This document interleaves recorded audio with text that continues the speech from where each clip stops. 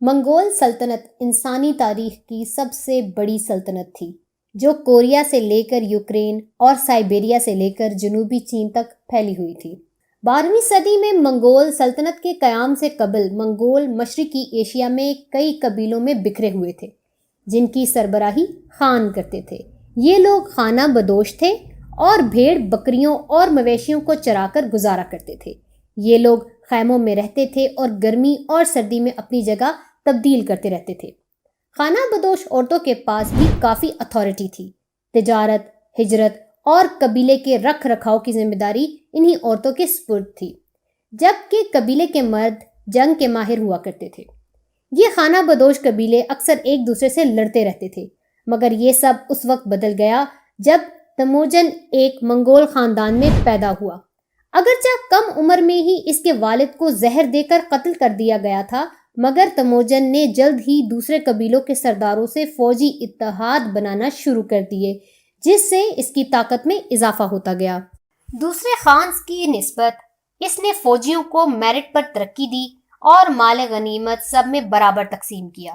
اس کا سب سے شاندار قدم یہ تھا کہ اس نے فتح کیے گئے قبیلوں کو اپنے فوجیوں میں تقسیم کر دیا، جس سے اس کے خلاف بغاوت کے امکانات تقریباً ختم ہو گئے۔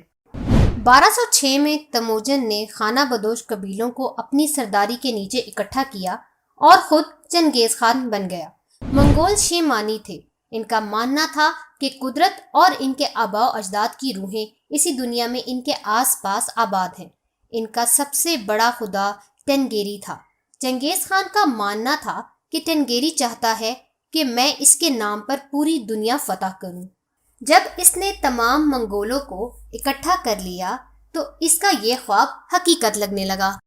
اس کے بعد چنگیز خان کے سامنے جو بھی کھڑا ہوا اس کا انجام صرف اور صرف موت ہی تھا۔ چنگیز خان کی قیادت میں منگولوں نے سب سے پہلے شمالی چائنا اور مشرق میں اسلامی ملکوں پر حملہ کر کے ان پر قبضہ کیا۔ 1227 میں چنگیز خان چین پر حملے کے دوران گھوڑے سے گر کر ہلاک ہو گیا، جس کے بعد اس کے خاندان نے اس کا خواب پورا کرنے کی ذمہ داری اٹھائی۔ 1230 میں چنگیز خان کے بیٹوں اور بیٹیوں نے وسطی ایشیا میں ترکوں اور روسی ریاستوں کو شکست دی۔ اس کے بعد انہوں نے یورپ میں دو بڑی طاقتوں کو تباہ کیا۔ 1250 کی دہائی میں منگولوں نے مزید اسلامی ممالک پر قبضہ کیا اور یوں بغداد تک پہنچ گئے۔ 1279 تک منگولوں نے جنوبی چائنا پر قبضہ کیا۔ منگول سلطنت میں خون ریزی اور تباہی تو تھی ہی، مگر منگول جس بھی علاقے کو فتح کرتے تھے اس کی ذمہ داری مقامی لوگوں کے سپرد کر دیتے تھے اور یہ مقامی لوگ منگول ریاست کے لیے کام کرتے تھے۔ منگولوں نے اپنی سلطنت میں تمام مذاہب کو پھلنے پھولنے کی اجازت دی تھی، مگر تمام مذاہب کے لیے منگول سلطنت کے لیے دعا کرنا بھی لازم تھا۔ منگول انجینئرز، اسکالرز اور فنکاروں کی قدر کرتے تھے، اس لیے ان کو قتل کرنے کے بجائے وہ انہیں زبردستی ایشیا میں بھیج دیتے تھے تاکہ وہ ان علاقوں کو بھی ترقی دے سکے۔ منگولوں کی سب سے اہم ایجاد سونے سے تیار کیا گیا کپڑا تھا، جس کے لیے سونا تبت سے حاصل کیا گیا، سلک چائنا سے اور کپڑے بنانے والے بغداد سے۔ سونے کے یہ کپڑے منگول سردار پہنتے تھے، اپنے گھوڑوں اور خیموں کو بھی اس سے ڈھانپتے تھے۔ منگولوں نے ایشیا اور یورپ کے بڑے حصے پر قبضہ کر لیا تھا اور یہ سب علاقے ایک ہی سلطنت میں آ گئے تھے، اس لیے ان علاقوں میں تجارت خوب پھولی پھلی۔ اس لیے منگولوں نے تجارت کو فیسیلیٹیٹ کرنے کے لیے سلک روڈ تعمیر کیا۔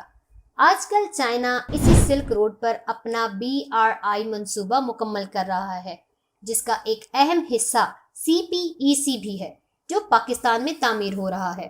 1260 کی دہائی میں چنگیز خان کے پوتوں میں وراثت پر جھگڑے کی وجہ سے خانہ جنگی چھڑ گئی تھی، جس سے منگول سلطنت 4 حصوں میں تقسیم ہو گئی۔ چائنا میں قبلہ خان کے دور کو سائنس اور ثقافت کا اہم دور سمجھا جاتا ہے۔ ایران میں الحانیت کے فن تعمیر کو سنہری حروف میں لکھا جائے گا۔ ایشیا میں چوتائی خان نے تیمور اور بابر جیسے رہنما پیدا کیے، جنہوں نے ہندوستان میں مغل ریاست کی بنیاد رکھی۔ اگرچہ منگول ریاست زیادہ دیر قائم نہ رہ سکی، مگر منگولوں نے قتل و غارت، خون ریزی اور تباہی کی جو داستانیں رقم کیں، انہیں دنیا آج تک نہیں بھول پائی۔ مزید ویڈیو کے لیے ہمارے چینل کتاب پیڈیا کو سبسکرائب کر دیجیے اور بیل آئیکن کو بھی پریس کر دیجیے۔